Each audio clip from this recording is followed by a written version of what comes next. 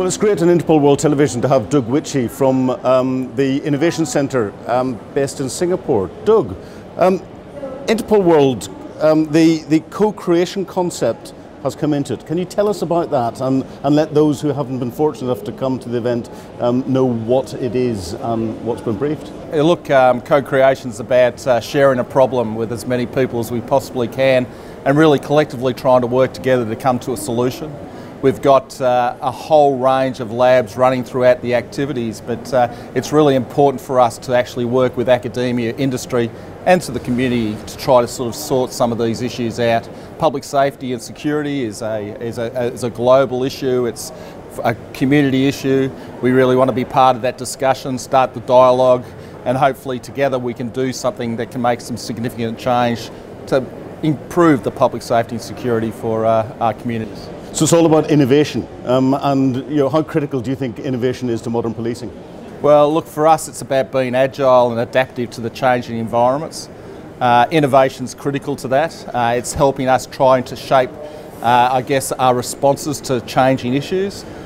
With a global transformation or digital transformation, as some describe it, we have to be a lot more flexible and adaptable. How do we deliver our services and capabilities into the future? So for us, innovation is important. We need to drive some change, not only from understanding the technology, but also having an environment and a culture and structures and systems across agencies to be able to be a lot more flexible and adaptable to those changes. So that's the critical part in relation to those issues. Now, you're seeing innovation from a global perspective, from an Interpol perspective in policing.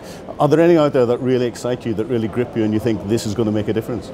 Well, look, I think the massive amounts of data that's starting to be generated across a multitude of different systems is presenting some real challenges for governments, industry and the like. For us, I think an innovation is really how we can actually capture that data and start to use that data in a positive and productive way.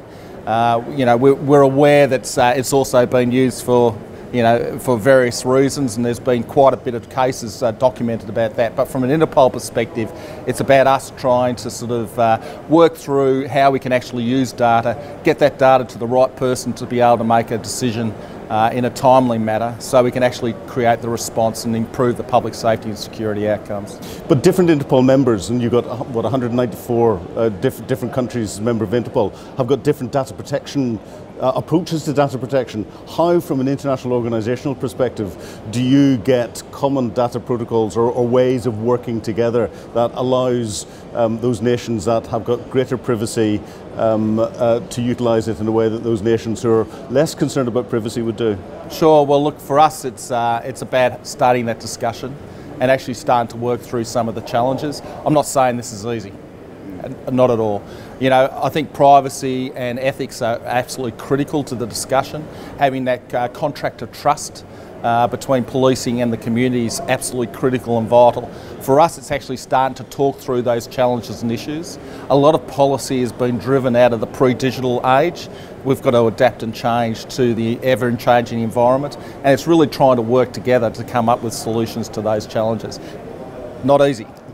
But then how important is it that the international community comes together at different conferences to be able to discuss this? Well, I think we're trying to give a framework here at Interpol World to actually have these co-creation labs so we can actually start to talk about these challenges. And I think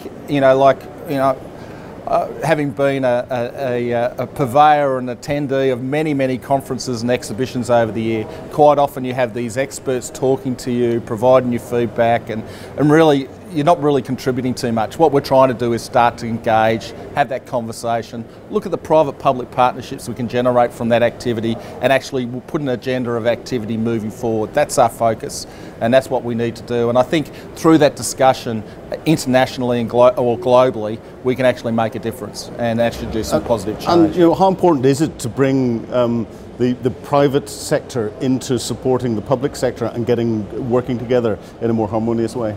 Well, I think we're all part of our communities. We all have a buy-in to making sure that we're safe and secure.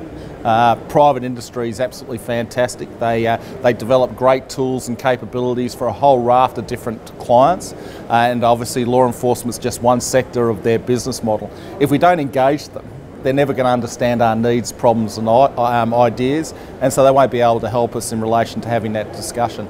But more important about that, if we start to actually work together at the base level, they can actually start to build by design to meet a broader need than purely law enforcement. So I think it's vital. The other issue too is, really it's the talent pool that we're all trying to draw on to get good people to work within these dynamic environments. And sometimes, we're not as competitive in the marketplace, but that doesn't mean we can't share talent on an as-needs basis and supplement, I guess, what we need at times for our critical issues through the private sector. So, it's very important that we're together, we're tight, and Interpol's really focusing on that private-public relationships. And this is the third Interpol World. What are the lessons that have pulled through from the other ones to help shape this year's event? Well, this is an evolving concept. The first one, we launched the IGCI, or the Interpol Global Innovation Centre in Singapore.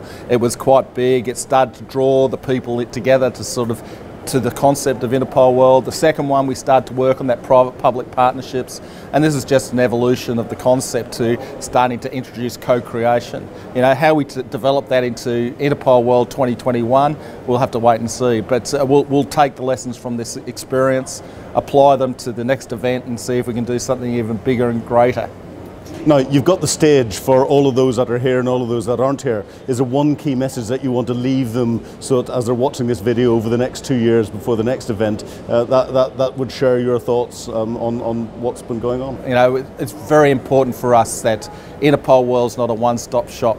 It's about starting the conversations, starting some work, building those relationships and continuing that work between the events. So it's really important for us to get that staged and a global innovation agenda for law enforcement moving forward. That's critical for us. I think for us in the future environment, we can do things and change things if we do it together, and that's the critical message I think for us.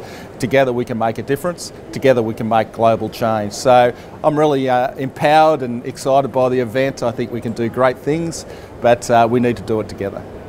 Doug, on that point, thank you very much indeed for having talked to us on Interpol World Television. It's been a real pleasure. Absolutely my pleasure.